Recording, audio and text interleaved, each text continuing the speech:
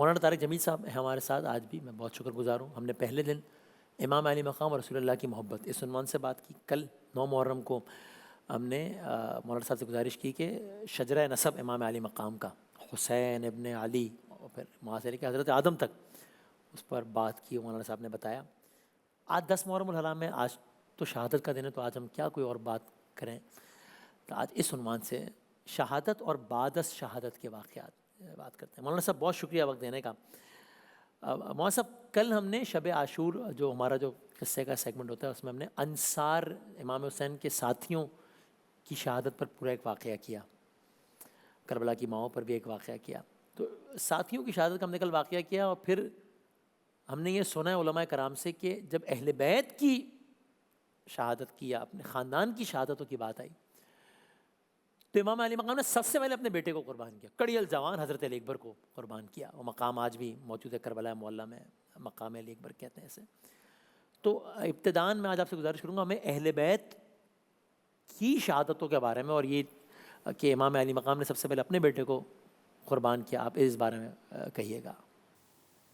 تو اہل بیت میں سب سے پہلے علی الاکبر، یہ پہلے شہید ہیں اہل بیت میں سے. پھر آپ کے بھائی علی الاصغر، انہوں نے اجازت مانگی، وہ گئے، وہ شہید ہو گئے. عبداللہ بہت چھوٹے تھے، وہ بعد میں شہید ہوئے. پھر امام حسن علیہ السلام کے بیٹے قاسم، وہ اس سارے قافلہ اہل بیت میں سب سے حسین تھے. قاسم بن حسن کہا چچا میں بھی آپ کو مرتا نہیں دیکھ سکتا، مجھے جانے دیں. کہ جاؤ بیٹا اپنے بزرگوں سے ساتھ جا کے مل جاؤ، یعنی آخرت میں. تو ان کو ایک وار پڑا بہت شدید، تو ان کے منہ سے نکلا ہائے چچا. تو امام حسین علیہ السلام نے جب سنا تو وہ تلوار اٹھائی اور لوہے کی دیوار تھی، اس کو چیرتے ہوئے آگے تک پہنچے. تو قاسم جو تھے وہ ایسے ایڑیاں رگڑ رہے تھے ایسے ایسے، اور جان یہاں تک آ چکی تھی. تو ان کے سرانے کھڑے ہو کر کہنے لگے بھتیجے آج تیرا چچا بڑا بے بس.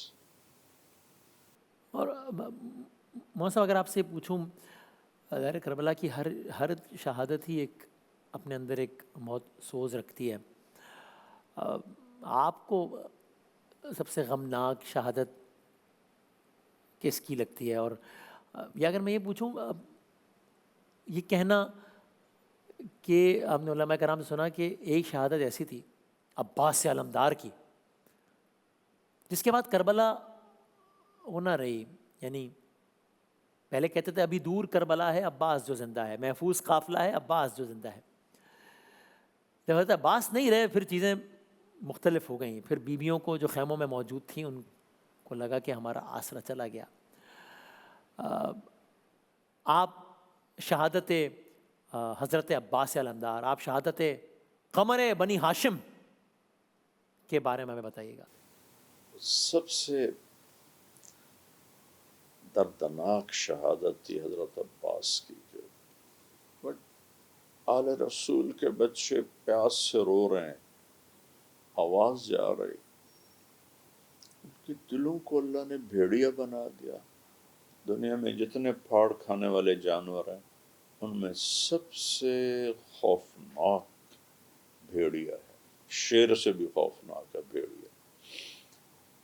وہ بھیڑیے تو بھی اگاں ٹپ گئے، کم وقت کے بچے رو رہے ہیں.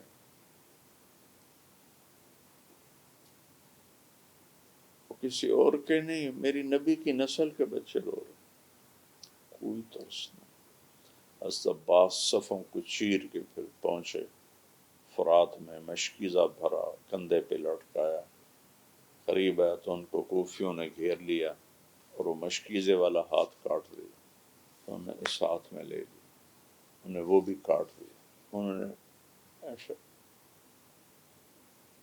فرشتے بھی رو رہے ہوں گے اس وقت، کربلا کی مٹی بھی رو رہی ہوگی. انہیں ایسے دانتوں میں لے لی، انہیں 2 ٹکڑے کر دیے. پانی بہہ گیا سارا۔ یہ امام علی مقام کے لشکر کے سپہ سالار علمدار حضرت عباس، اور مثلا آج تو 10 محرم کا دن، ساری شہادتیں آج ہوئیں، اب امام علی مقام کی شہادت کا دن۔ میں چاہتا ہوں 2 جملے امام علی مقام کی شہادت کے حوالے سے کہیے گا، کہ جو اس عالم میں ہوئی کہ انسان سن کر برداشت نہیں کر پاتا، اللہ جانے زہرا کے لال نے پر کیا عالم ہوگا۔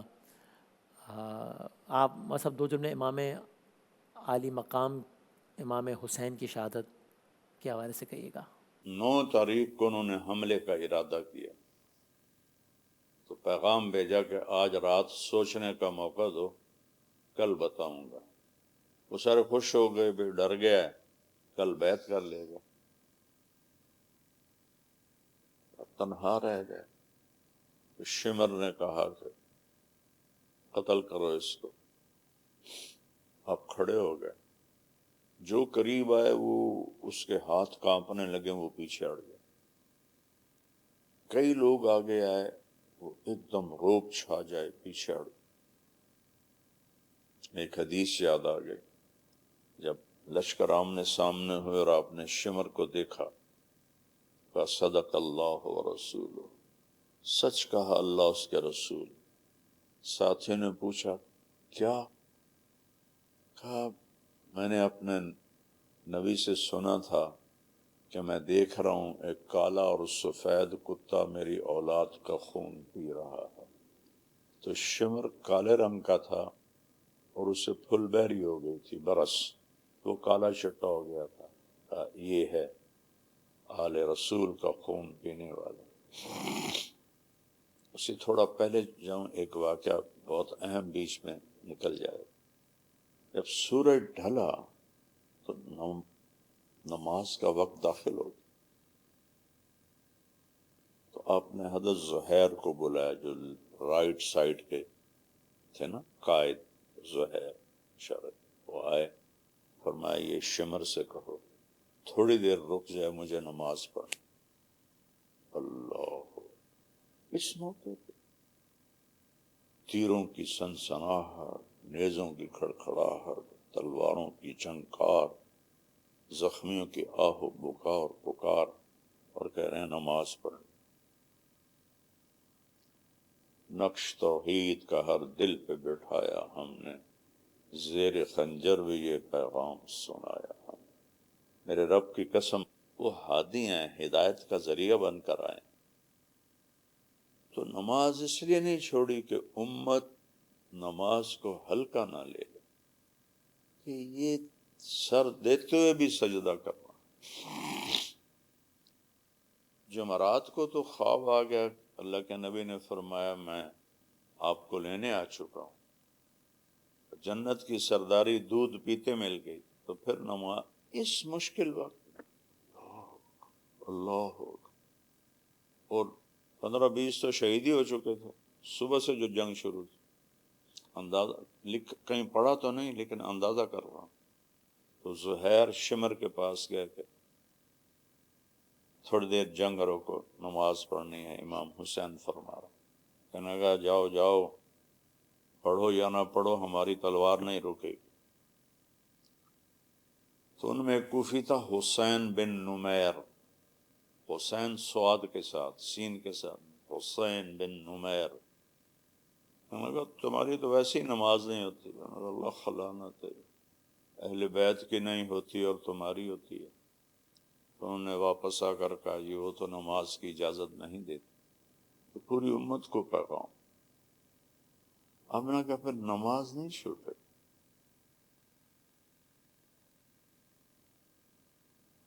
آپ نے ان کو 2 حصوں میں کیا، آدھے لڑو آدھے نماز پڑھو۔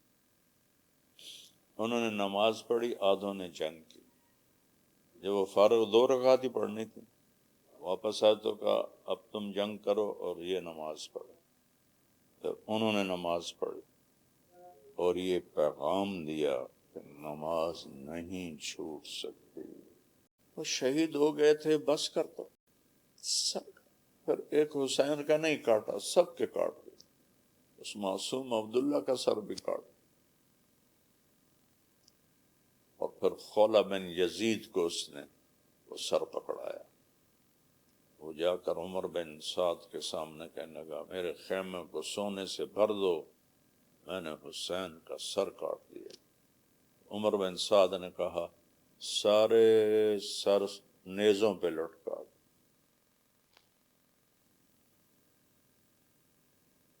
نیزوں پہ لٹکا دو. اور یہ سارا منظر امام علی مقام کی بہن جناب زینب کبریٰ ام المصائب نے اپنی آنکھوں سے دیکھا. آج بھی کربلا میں امام علی مقام کا یہ روضہ ہے، یہاں تلہ زینبیہ ہے کہ جس تلے پہ جناب ایک بہن نے اپنے بھائی کا گلا کٹتا ہوا دیکھا. آج بھی زینب کی آتی ہے صدا بھائی حسین، تیرا چہرہ تیری آنکھیں بھول کب پائی حسین، چلتے ناقے سے گرایا خود کو جلتی ریت پر، گھٹنیوں کے بل میں تیری لاش پہ آئی حسین. تو ہمیں روایات میں ملتا ہے، علماء کرام سے ہم نے سنا، آپ ہمیں عربی میں اور پھر اس کا ترجمہ کر کے بتائیے گا. ایک تو وہ مرثیہ ہے، وہ نوحہ ہے، وہ بین ہے جو ہم پڑھتے ہیں، ہم کرتے ہیں امام علی مقام پر. ہم نے سنا علماء سے کہ ایک وہ مرثیہ جو امام کی لاش پر ان کی بہن جناب زینب کبریٰ نے کیا، انہی کے الفاظ ہیں. یعنی وہ مرثیہ ہے جناب زینب کبریٰ امام علی مقام کی لاش پر. وہ ہمیں آپ کچھ عبارات عربی کی بتائیے گا مختصراً.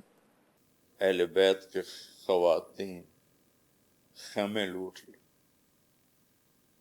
زیور لوٹ لی، اور ننگے اونٹوں پہ بٹھا کر کوفہ کی طرف چلے. کجاوا ہوتا ہے اس پر بیٹھتا. تو ننگے اونٹوں پر بٹھایا اور کوفے تک لے کر جب نکلنے لگا قافلہ تو حضرت زینب علیہ السلام نے ایسے مڑ کے دیکھا تو سب کٹے ہوئے تھڑ پڑے ہوئے تھے اور سر نیزوں پہ تھے. تو انہوں نے ایک فی البدی مرثیہ کہا واہ محمد واہ محمد صلی علیک الالہ وملک السماء ھذا حسین بالعراء مزمل الدماء مقطع الاعضاء واہ محمد واہ محمد بناتک سبایا وذریتک مقتلہ تصفی علیہ الریاح. اے محمد اے محمد آپ پہ اللہ کا سلام ہو، آپ کے آسمان کے فرشتوں کا سلام ہو. اے ہمارے نانا، یہ آپ کا بیٹا حسین آج خون میں نہایا ہوا پڑا ہے. یا رسول اللہ، آپ کی بیٹیاں قیدی ہیں، آپ کی اولاد ذبح ہو گئی، ان کو کفن بھی نہیں پہنانے دیا. تو ہوا کو غیرت آئی، اس نے مٹی اڑائی اور سب پر مٹی کا کفن ڈال دیا. کیا الفاظ تھے جس نے کوفیوں کو بھی رلا دیا. یہاں پر بھی بس نہیں ہوئی اور داستان کربلا اور آگے بڑھی، اور پہلے مدینے سے یہاں تک کا سفر کربلا کا، پھر کربلا سے آگے، اور بازار، دربار. انسان سوچ کے انسان کا وجود کانپ جاتا ہے کہ علی کی بیٹیاں، رسول اللہ کے خاندان کی بیٹیاں اور دربار. ہمیں مختصراً آخر میں مولانا صاحب ذرا کچھ دو جملے آپ دربار کے واقعات کے بارے میں بھی سنائیے گا، بتائیے گا. ابن زیاد کے دربار میں پہنچے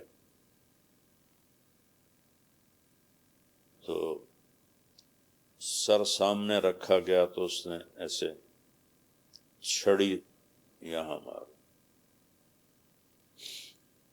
کہنے لگا میں نے ایسا خوبصورت چہرہ نہیں دیکھا کہ قتل کے بعد بھی چہرہ جگمگاتا، میں نے آج تک نہیں دیکھا.